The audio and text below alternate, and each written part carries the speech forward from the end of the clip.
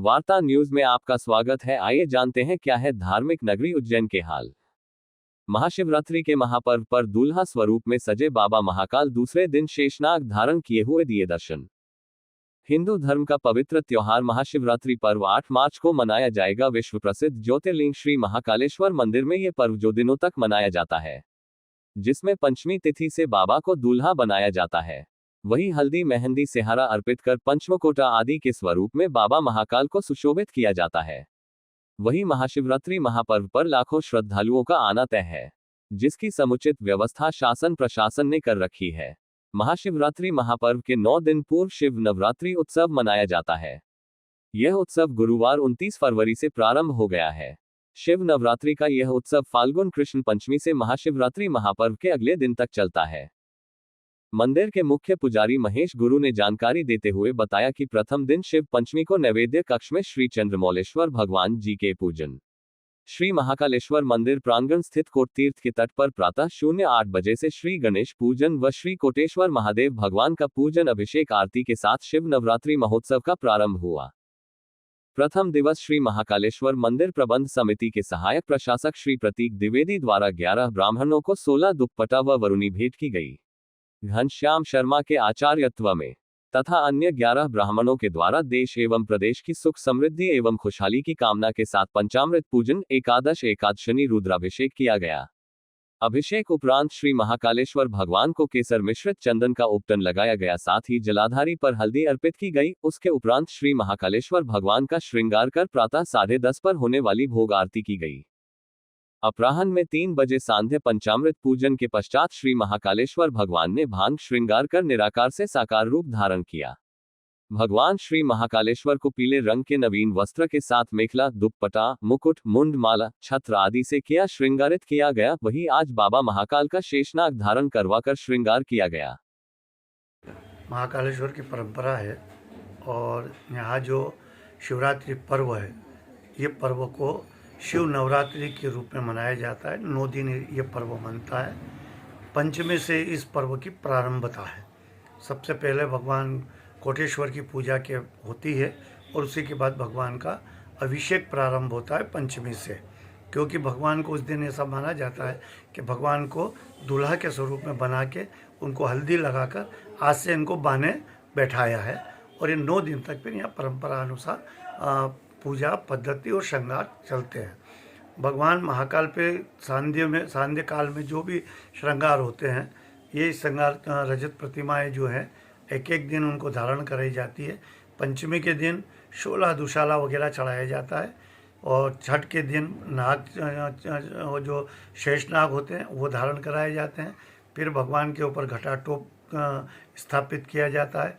अगले दिन है तो छबिना दर्शन होते हैं भगवान के, और छबिना दर्शन के बाद में होलकर दर्शन है। फिर उसी के बाद है तो मन महेश के दर्शन है, उमा महेश है, और द्वादशी प्रदोष काल के दिन शिव तांडव के रूप में प्रतिमा स्थापित करते हैं महाकालेश्वर पे। 9वें दिन जो है भगवान महाकाल निराकार होते हैं, निराकार रहते हैं। दिन भर भगवान को जल चढ़ता है। भस्म आरती से लेकर तो रात्रि की 12 बजे तक भगवान को जल चढ़ता रहता है। रात्रि 12 बजे महापूजा होती है और महापूजा के पश्चात भगवान को सेहरे से श्रृंगारित किया जाता है। उस दिन जो मुकुटा होता है उसको सप्तधान का मुकुटा बोलते हैं और उसके ऊपर मंत्रों के द्वारा सप्तधान चढ़ाया जाता है। बिलपत्र 1008 बिलपत्र चढ़ाए जाते हैं और श्रृंगार के रूप में पूरा सेहरे के रूप में उनको चढ़ाकर आभूषण धारण कराए जाते हैं। वो दिव्य दर्शन होता है और इसे दूल्हा दर्शन बोलते हैं। भगवान महाकाल की ये जो पर्व है ये 9 दिन होता है और 9 दिन इसी प्रकार से भगवान की सेवा होती है। और शेरे के पश्चात वर्ष में एक बार जो आरती होती है, जो भस्म आरती जो 4 बजे होती है, वह 12 बजे की जाती है। पर्व में एक ही बार, वर्ष में एक ही बार भस्म आरती दिन में होती है। इसका बड़ा महत्व हो जाता है। भक्त लोग इसको बड़े उत्साह से दर्शन के लिए भस्म आरती का आते हैं, क्योंकि माध्याह्न काल की आरती है। प्रातः काल की आरती माध्याह्न काल में होती है, इसलिए लोगों का रुझान भी इसको देखने में ज़्यादा आता है। विशेष पर्व के दिन सुबह भस्म आरती में भी अलग अलग प्रकार से भगवान का श्रृंगार करके आरती पूजा नित्य जो नियम है वो चलती रहती है। बताया कि कोटेश्वर महादेव की पहले पूजा की जाती है, बाद में फिर अंदर शिवलिंग की होती है। कोटेश्वर जो है ये भगवान को ऐसा माना जाता है कि शिव के ही ये अंग है और बड़े भाई के रूप में भी ऐसा मानते हैं। और कोटेश्वर कहने कोटि तीर्थ के पास विराजित है, इसलिए पहले कोटि तीर्थ का पूजन, तीर्थ के पूजन के पश्चात भगवान महाकालेश्वर का पूजन प्रारंभ किया जाता है।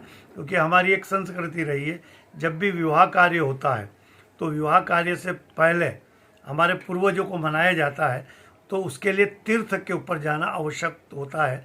और वो तीर्थ होता है हमारे यहाँ सिद्धवट, तो वहाँ जाके प्रारंभ करते हैं। इसीलिए यहाँ कोटि तीर्थ के ऊपर कोटेश्वर जो विराजित है उनकी पूजा करके फिर महाकाल की पूजा सेवा प्रारंभ करते हैं।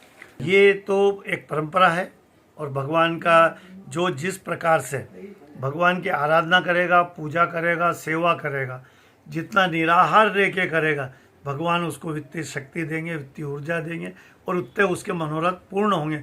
इसलिए पुजारी वर्ग के परिवार भी शिवरात्रि का जो पर्व नवरात्रि है उसको विभिन्न प्रकार से उपास के रूप में मनाते हैं। और फिर शिवरात्रि के दूसरे दिन का जो श्रृंगार दर्शन के बाद सेरा, उसके बाद जो भोजन होता है वो ग्रहण करते हैं।